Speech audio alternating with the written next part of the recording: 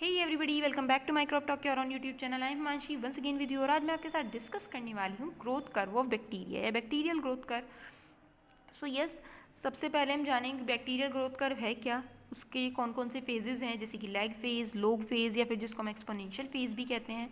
Next, exponential phase में ही हम क्या कैलकुलेट करते हैं बैक्टीरिया की ग्रोथ रेट इक्वेशन को, तो वो भी हम साथ साथ जानेंगे।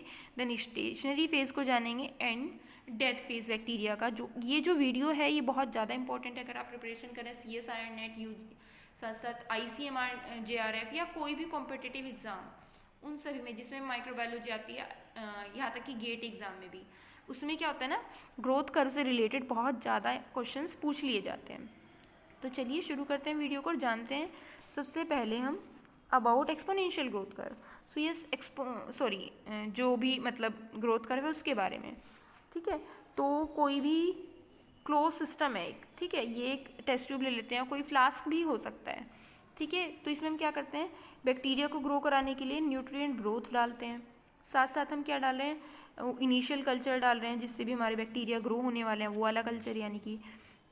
और साथ साथ हम क्या करते हैं, इसको एक सूटेबल टेम्परेचर दे रहे हैं, ठीक है, टाइम दे रहे हैं, ठीक है। और साथ साथ हम क्या दे रहे हैं, pH दे रहे हैं सूटेबल, ठीक है, या जो भी इसको ग्रोथ कंडीशन, जो भी न्यूट्रिएंट की नीड है न्यूट्रिएंट ग्रोथ के थ्रू डाल दिया, और बाकी चीज़ें हमने जो भी हमारे एटमॉस्फेरिक कंडीशन है वो भी इसको प्रोवाइड करा दी है। तो ये जो माइक्रो ऑर्गेनिज्म है या ये जो बैक्टीरिया है वो क्या करेगा, यस, एक पैटर्न में ग्रो करेगा, क्योंकि क्या होगा ना, धीरे धीरे अपने टाइम के अकॉर्डिंग अपने आप को एडजस्ट करेगा उस मीडिया में। देन धीरे धीरे अपनी ग्रोथ को इंक्रीज करेगा। देन जब न्यूट्रिएंट कम होने शुरू हो जाएंगे तो स्टेबल हो जाएगा एंड देन डिक्लाइन हो जाएंगे। तो इसका क्या होता है, एक पूरा पैटर्न होता है, ठीक है, जो हम कैसे कैलकुलेट करते हैं, क्लोज सिस्टम में बैक्टीरिया को ग्रो करा के देन उसकी ऑप्टिकल डेंसिटी को मेजर करके। ऑप्टिकल डेंसिटी हम कैसे मेजर करते हैं, या तो कोलोरीमीटर से करते हैं या फिर स्पेक्ट्रोफोटोमीटर से करते हैं। तो यस, उसका जो मेथड है वो मैंने आप लोगों को ऑलरेडी शेयर कर चुकी हूँ। माइक्रोबायोलॉजिकल जो इंस्ट्रूमेंट हैं या बायोटेक्नोलॉजिकल जो इंस्ट्रूमेंट है, आपको वो वाली प्लेलिस्ट में ये वीडियो मिल जाएगी। तो ये सब अब थोड़ा सा और जानते हैं कि जो एक्सपोनेंशियल ग्रोथ है, ठीक है, वो इंडेफिनेटली नहीं होती है। जो मल्टीप्लिकेशन है बैक्टीरियल ग्रोथ का या उसकी पॉपुलेशन का, वो डिस्प्ले करता है एक प्रिडिक्टेबल पैटर्न को, ठीक है, जो कि सिग्मोइड ग्रोथ पैटर्न होता है या ग्रोथ कर्व होता है, या जो कि ओवर टाइम क्या रहता है, यस, कर्व जो है वो चेंज होता रहता है, ठीक है। लेकिन कर्व की कंडीशन चेंज होगी, ठीक है, ऐसा नहीं कि अलग अलग बैक्टीरिया में अलग अलग होगा, सेम होगा, बट यस टाइम चेंज होता रहता है। जो ग्रोथ कर्व है, ठीक है, वो क्या एक तरीके का ग्राफिकल रिप्रेजेंटेशन है किसी भी क्लोज्ड पॉपुलेशन का ओवर टाइम, ठीक है। अगर हम प्लॉट करें कर्व को तो उसमें किस चीज़ की रिक्वायरमेंट होगी, एक एस्टीमेट ऑफ लाइव सेल्स, ठीक है, कि जो हम लाइव सेल्स प्रोवाइड करा रहे हैं वो कितनी है। देन जिसे हम क्या कहते हैं, यस, वायबल काउंट कहते हैं। साथ साथ जो टिपिकल ग्रोथ कर्व है वो 4 फेज को एग्जिबिट करता है। कौन कौन सा, लैग फेज, लोग फेज जिसको हम लोगरिथमिक फेज या फिर एक्सपोनेंशियल फेज कहते हैं वो, स्टेशनरी फेज या फिर डिक्लाइन फेज या डेथ फेज जिसको हम कहते हैं। This type of growth is refer to as batch या फिर लिमिटेड कल्चर सिस्टम। क्यों, क्योंकि उसमें हमने क्या किया है, पर्टिकुलर मीडिया भी दे दिया है बैक्टीरिया को, प्रॉपर मतलब न्यूट्रिएंट मीडिया दे दिया, एंड देन उसके बाद हमने पर्टिकुलर सेल्स भी प्रोवाइड करा दिया। अब उसी में जो होना है वो ग्रो होना है, हम बाद में ना ही मीडिया देंगे ना ही सेल्स देंगे। तो ये क्या हो गया, क्लोज सिस्टम हो गया, बैच कल्चर हो गया है, ठीक है। यहाँ पर ये पैटर्न बनाया मैंने ग्रोथ कर्व का, बैक्टीरियल ग्रोथ कर्व का। इनोक्यूलेशन हो रहा है, यहाँ पे हमने बैक्टीरिया को इनोक्यूलेट करा अपने मीडिया में। देन क्या हो रहा है, बैक्टीरिया यस अपने आप को उस टाइम के साथ साथ क्या कर रहा है, धीरे धीरे एडजस्ट कर रहा है। देन अपनी ग्रोथ को उसने इंक्रीज़ करना शुरू किया। इंक्रीज़ करके क्या हो गया, धीरे धीरे न्यूट्रिएंट कम होने लगे हैं तो वो स्टेबल हो गए हैं। जो भी बैक्टीरिया हैं उनमें धीरे धीरे कंपटीशन अराइज होना शुरू हो जाएगा। देन वो डिक्लाइन फेज में चल जाएंगे। अभी इन फेजेस को हम क्या करेंगे, थोड़ा डिटेल में पढ़ेंगे। तो सबसे पहले हम पढ़ेंगे लॉग फेज के बारे में। लॉग फेज क्या है, लॉग फेज क्या है, एक इनिशियल फ्लैट पीरियड है किसके लिए, कर्व का, जिसे हम क्या कहते हैं, लैग फेज कहते हैं। इस फेज में क्या होता है, जो पॉपुलेशन है वो स्टेबल रहती है, ठीक है, कोई भी इंक्रीमेंट नहीं होगा। जो इनोकुलेटेड बैक्टीरिया होंगे उन्हें अपने आप को एडजस्ट करने में मीडिया के अकॉर्डिंग टाइम लगता है, अपने एनलार्जमेंट में टाइम लगता है, साथ साथ सिंथेसिस में टाइम लगता है, रिप्रोड्यूस करने में टाइम लगता है। How ever there is an increase in metabolic activity, क्योंकि वो अपने आप को एडजस्ट करें तो मेटाबॉलिक एक्टिविटी इंक्रीज होगी, ठीक है। साथ साथ क्या होगा, यस, प्रोसीडिंग सेल डिवीज़न, ठीक है, सेल डिवीज़न स्टार्ट हो जाने वाला है। सो जो लेंथ है इस फेज़ की वो छोटी भी हो सकती है और बड़ी भी हो सकती है। किस पे डिपेंड करता है, हिस्ट्री ऑफ कल्चर ने, ये कौन सा कल्चर है, कौन कौन सी ग्रोथ कंडीशन हम उसको प्रोवाइड करा रहे हैं। जो एक्सपोनेंशियल ग्रोथ है, एक्सपोनेंशियली जो ग्रोथ हो रही है कल्चर की, ठीक है, उसे हम इनोकुलेट करें अगर सेम मीडियम में, ठीक है, यानी कि जो मीडियम हमने पहले यूज़ किया था सेम ग्रोथ कंडीशन उसको दें, ठीक है, तो क्या होगा, लेग फेज नहीं आएगा दोबारा, ठीक है। अगर हम कहाँ से ले रहे हैं उसको, या सेम मीडियम में डाल करके अगली बार फिर से ग्रो करें तो उसमें लेग फेज नहीं आएगा, डायरेक्टली एक्सपोनेंशियल फेज, या हम जिसे कह सकते हैं लॉग फेज से शुरू हो जाएगा।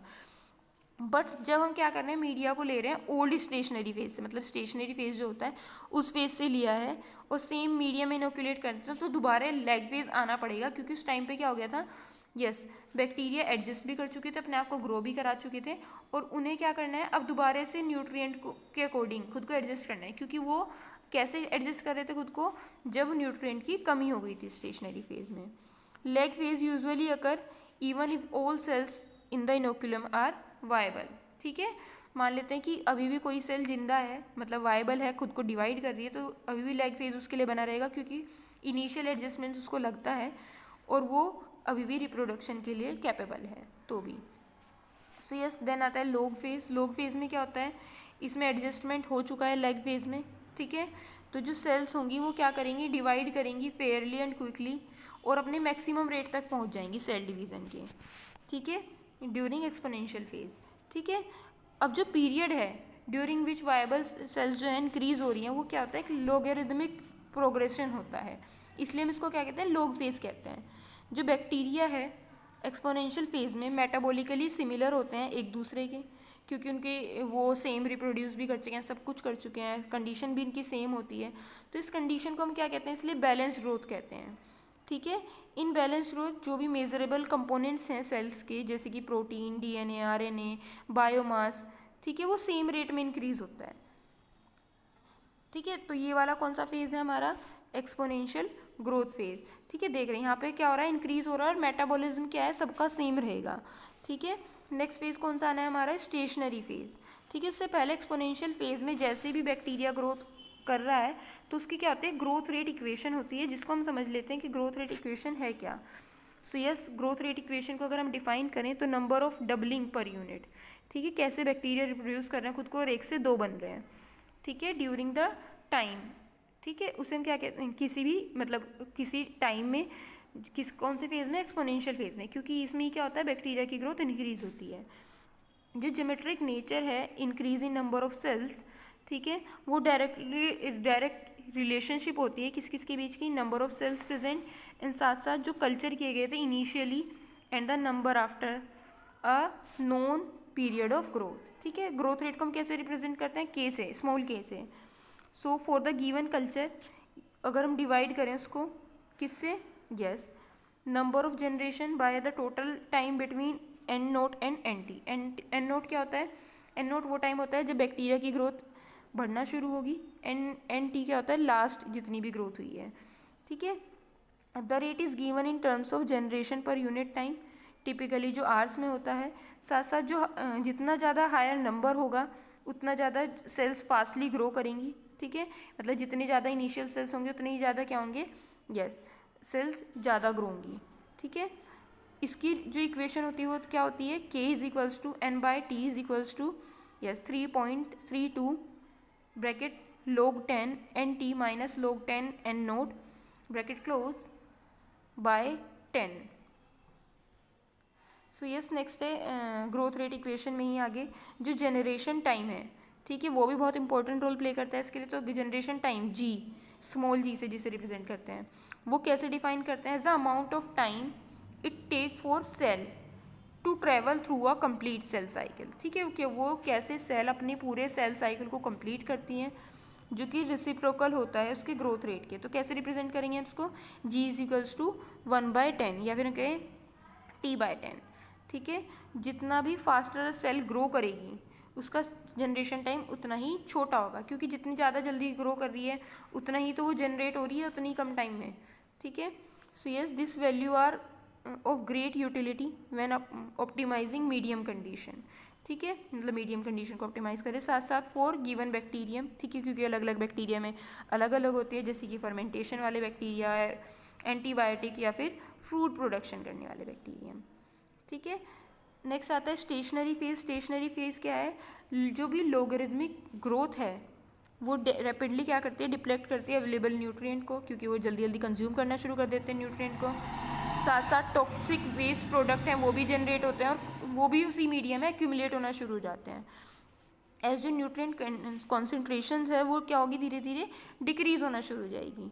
जो कल्चर है, ठीक है, वो इन्वायरमेंट, उसका जो इन्वायरमेंट है वो कैसा हो जाता है, टॉक्सिक ग्रोथ सेल्स से भी भर जाता है। साथ साथ ये एक अनबैलेंस क्रिएट हो जाता है यहाँ पे वेरियस सेल्यूलर कंपोनेंट्स का, जो कि सिंथेसाइज हुए हैं एट यस डायलेटरेंट रेट में, ठीक है। ये जो फैक्टर है ये क्या करता है, कोज करता है डिक्रीज को, किसके डिक्रीज को, साथ साथ अल्टीमेटली क्या करता है, कैसेशन को, सेल की ग्रोथ, सेल्यूलर डिवीज़न को या सेल ग्रोथ को मैं हम कह सकते हैं, ठीक है। जो एक्यूमुलेशन है सेल का वो क्या होता है, then remain for a period of time, ठीक है, वैसे ही रहेगा। हमने देखा है स्टेशनरी फेज में क्या होता है, एक पर्टिकुलर टाइम के लिए जो बैक्टीरिया की ग्रोथ है, ठीक है, वो स्टेबल हो जाती है, ठीक है। तो यस पीरियड ऑफ टाइम के लिए, ठीक है। साथ साथ वो जो कंडीशन है उसमें जो वाइबल सेल्स हैं वो इंक्रीज़ नहीं होती हैं। सो ये जो फेज़ है स्टेशनरी फेज़, इसमें क्या होगा, जो ग्रोथ कर्व है उसमें क्या होगा, यस डिफरेंट लेवल जो भी थे वो ऑफ हो जाते हैं और जो सेल्स रेट है वो क्या हो जाती है, धीरे धीरे इनहिबिट होना शुरू कर जाती है, वो डेथ बैलेंस बनाने में लग जाती हैं और मल्टीप्लिकेशन को क्या कह सकते हैं ना, बिल्कुल कम हो जाता है उनका, ठीक है, या ख़त्म हो जाता है। नेक्स्ट आता है डेथ फेज़ या फिर डिक्लाइन फेज़। इस फेज़ में क्या होता है कि स्टेशनरी फेज़ से पहले, ठीक है, जो इंक्यूबेशन था सेल्स का वो भी कंटिन्यू रहता है, जब तक पॉपुलेशन कहाँ नहीं पहुँच जाती है, स्टेशनरी फेज़ तक नहीं पहुँच जाती है, तो सेल्स अलाइव रहती हैं, साथ साथ वो खुद को मेटाबोलाइज भी करती रहती हैं, बट धीरे धीरे क्या होता है, न्यूट्रिएंट डिप्लेट होना शुरू हो जाता है, कम होने शुरू हो जाते हैं, साथ साथ वेस्ट भी बढ़ता रहता है, ठीक है, जो कि क्या कोज करता है, डेथ को कोज करता है और bacterial population in exponential number क्या होंगी, डिक्लाइन होना शुरू हो जाएंगी, साथ साथ डेथ फेज आ जाएगा, ठीक है, या फिर हम जिसे कहेंगे डिक्लाइन फेज आ जाएगा। जो नंबर ऑफ सेल है जो क्या हो रही है, डेड हो रही हैं फिलहाल, वो एक्सीड हो रही हैं, ठीक है, जिसकी वजह से क्या होगा, यस जो हमारा कर्व है, ठीक है, वो डिप हो जाएगा डाउनवर्ड। साथ साथ जो इस केसेस में जो डेथ है वो क्या है, एक्चुअली सेल लाइसिस के थ्रू होती है, तो उसमें क्या होगा ना, सेल के बहुत सारे टॉक्सिन्स होते हैं वो भी रिलीज हो जाते हैं, जिससे बाकी सेल्स की भी डेथ होती है। जो डेथ फेज है ग्रोथ कर्व का वो क्या है, एक एक्सपोनेंशियल फंक्शन है। हाउएवर इन मोस्ट केसेस, जितने भी केसेस होते हैं, जो सेल रेट है उसमें क्या होगा, सेल डेथ है वो ज़्यादा स्लोअर होती है than that of exponential growth, मतलब जैसे सेल की ग्रोथ बढ़ रही थी उससे ज़्यादा स्लोली क्या होती है, वो डिक्रीज होना शुरू होती है, ठीक है। जो वाइबल सेल्स हैं often remain many week and month after death phase, ठीक है, बहुत सारे वाइबल फेज डेथ फेज आने के बाद ही क्या रहती है ना, यस लाइव रहती हैं, ठीक है। If the organism is a species of bacillus, अगर वो बैसिलस की स्पीशीज़ है या क्लोस्ट्रीडियम की स्पीशीज़ है, सो जो वेजिटेटिव सेल्स हैं वो क्या करेंगी, रिवर्ट हो जाते हैं किसमें, स्पोर्स में, क्योंकि वो स्पोर फॉर्मिंग बैक्टीरिया हैं। By this time the stationary phase में be extended for month to और ईयर, ठीक है। तो बैसिलस के केस में, क्लोस्ट्रीडियम के केस में क्या होता है ना, जो डेथ फेज है, ठीक है, वो हमेशा बना रहता है, कब तक, क्योंकि वो स्पोर में चेंज हो गई हैं, यस मंथ, कुछ मंथ से लेके कुछ ईयर तक के बीच का होता है, ठीक है। बैक्टीरियल ग्रोथ को क्या हुआ था, इनिशियल स्टेज में बैक्टीरिया ने क्या किया था, अपने न्यूट्रिएंट को कैच किया था, देन वो एक्सपोनेंशियली ग्रो करा था, इसमें उसकी मेटाबॉलिक एक्टिविटी और ज़्यादा इंक्रीज हो जाती है। स्टेशनरी फेज में क्या होता है, क्योंकि एक मेटाबॉलिज्म तो जितनी भी सेल्स होंगी उनका क्या रहता है, सेम रहेगा, ठीक है, ना ही कोई सेल्स इस टाइम पे रिप्रोड्यूस करके खुद को बनाएगी, और कुछ रह भी जाती हैं तो वापस से वो लैग फेज में चली जाती हैं, ठीक है। देन धीरे धीरे क्या होगा, यस ये सेल्स डिक्लाइन फेज की तरफ मूव करेंगे। अगर ये बैसिलस या क्लोस्ट्रीडियम को बिलोंग करती है तो क्या होगा, डिक्लाइन फेज कुछ ईयर से लेके, मतलब कुछ मंथ से लेके कुछ ईयर तक हो सकता है, क्योंकि वो स्लोली खुद को रिप्रोड्यूस करते हैं। तो यस, आज के लिए इतना ही, मिलते हैं नेक्स्ट वीडियो में। Thanks for watching.